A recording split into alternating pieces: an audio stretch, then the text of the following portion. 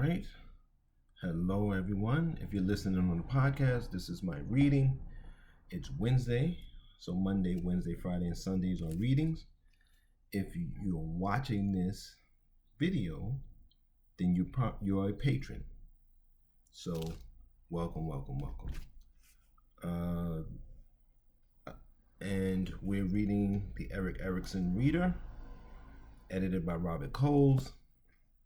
Erikson was one of my favorite psychologists when I was studying it. When I was both as an undergrad studying psychology, I came across Erikson, and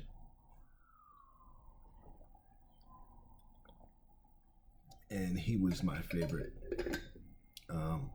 We all love Jung, but for practical reasons, doing clinical work and really the concrete work on the ground, I liked Erikson. Jung is for a higher level of mental awareness, mental health. You have to have a certain level of, have expanded to a certain point to really appreciate Jung or even use Jung as a clinician.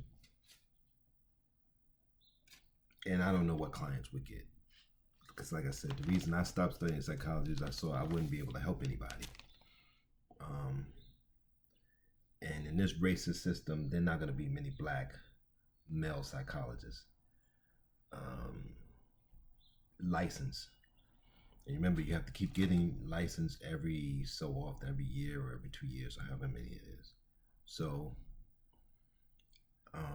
they weren't going to let me with the way that I push for mental health, be in any clinical setting. So I would have been starving either way, but I would have had more student loan and student debt. So this section is called Human Strength and the Cycle of Generations, from Insight and Responsibility. With this lecture, the focus shifts from the inner and outer hazards of ego development to those basic human strengths which have evolved with man's prolonged childhood and with his institutions and traditions.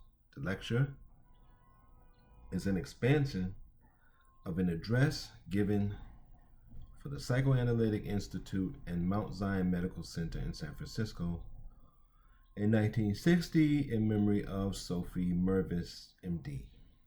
1. A Schedule of Virtues. The psychoanalyst has good reason to show restraint in speaking about human virtue, for in doing so lightly he could be suspected of ignoring the evidential burden of his daily observations, which acquaints him with the much furrowed ground from which our virtues proudly spring. And he may be accused of abandoning the direction of Freudian thought in which conscious values can find a responsible re-evaluation only when the appreciation of the unconscious and of the irrational forces in man is firmly established. Yet the very development of psychoanalytic thought and its present preoccupation with ego strength suggests that human strength be reconsidered not in the sense of nobility and rectitude as cultivated by moralities, but in the sense of inherent strength.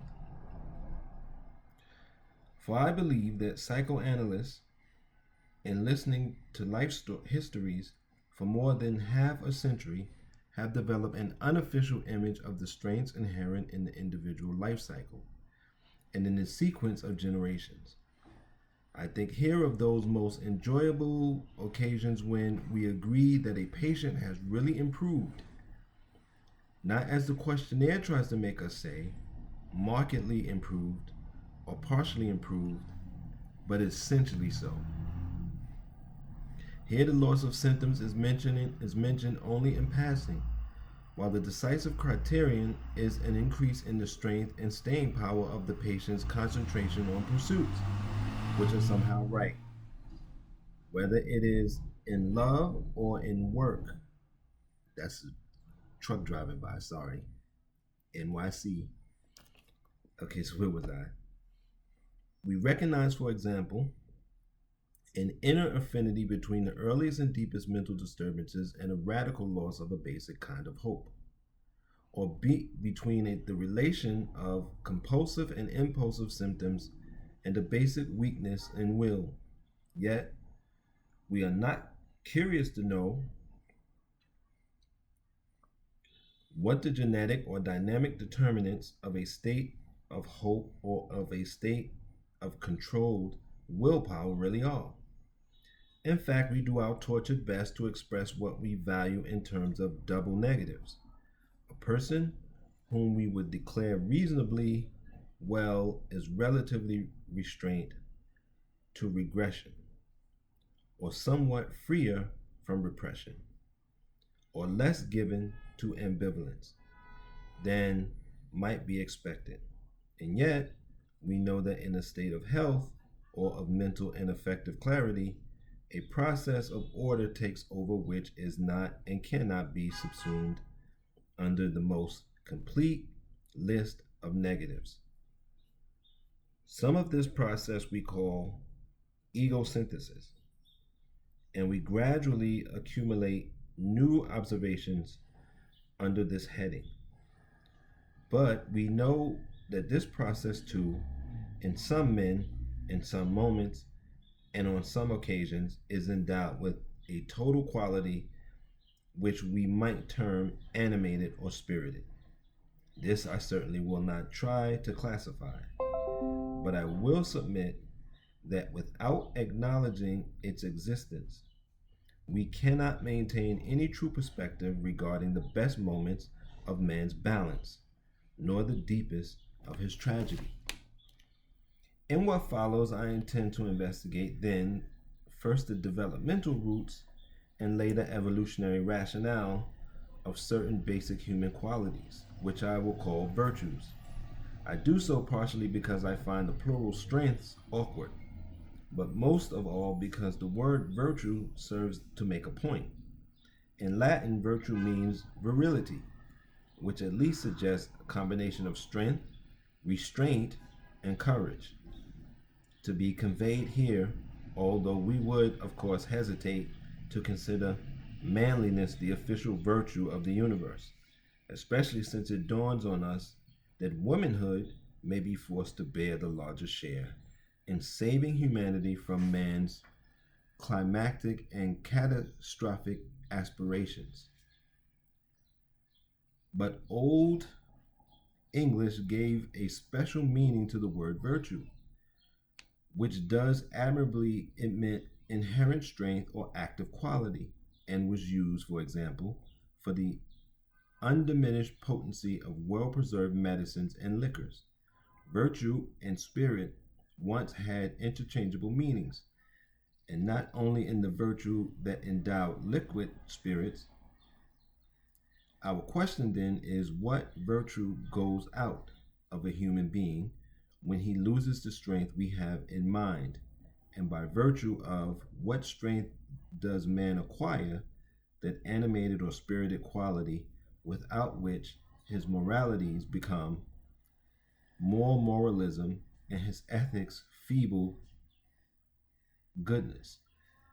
This part about women saving men is very interesting because that's no longer the case. Gender roles have broken down, and women in their feminism have made some weird mistake or have done some weird thing in their head. I'm not going to say if it's a mistake or not. They want to be like the men in charge, and the men in charge is basically European men. So they're just as destructive as men are. The same thing black men do. They want to be like the white man in charge, which is weird. Why would a slave ever want to be like a slave master? It makes no sense. It never made sense to me. It still doesn't make sense to me. I'm still having arguments over it. I can think so much further outside of that. Because when you want to think like the people in charge, what you're doing is you're thinking hierarchy based on holding people down. And our mind is expansive. It can go so far beyond that. But that's what happens. Is it's a weird thing. I think most of us just want what he's saying: virtue, active, being active, active quality, active, growing. Most human beings in the United States, anyway, want to temper down. They want to be comfortable, be satisfied with something, which is really mental death. And that's why you see so many problems that you see in this society. There's a lot of mental death. You see it when people open their mind, but that's mental death. That's decay. That's brain being atrophied. And so again, that's why I like Erikson. Erikson is about the dynamism of growth and the process at each stage in your life. Youth, babies, youth, young adulthood, middle age. There's processes inside those eras. And so that's why I always liked Erikson. I will call virtue then certain human qualities of strength, and I will relate them to the process by which ego strength may be developed from stage to stage and imparted from generation to generation. And that's the end of that part. We'll do the next part on the next video. So let's see.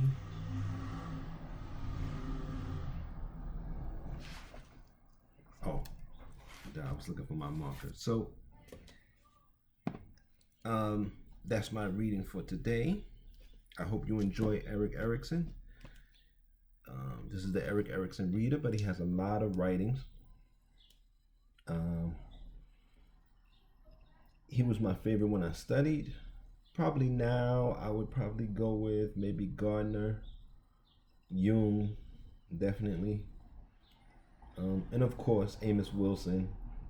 You just have to, because this is America, so you have to do the race thing. We could have been past it after 2020, but too many people are too comfortable with the false concept of race in the United States. So it's going to either take us down all the way, and then those of us who are post-sapien will build a new society when the others have kind of burned themselves out and stop resisting us. And then we won't have to deal with that. I don't know if I'll still be alive then, but I hope I am around to see it and contribute to the new society, to a real reset based on some kind of sanity. You know how to support. You can support, click the links. You can do so directly. You can be a sponsor, join my Patreon, and you get a lot of videos. Support group is there, or school is there. You really should join our school. $10 a month and you get classes. Insanity. And you get the class notes. So take care of yourselves and try to be safe.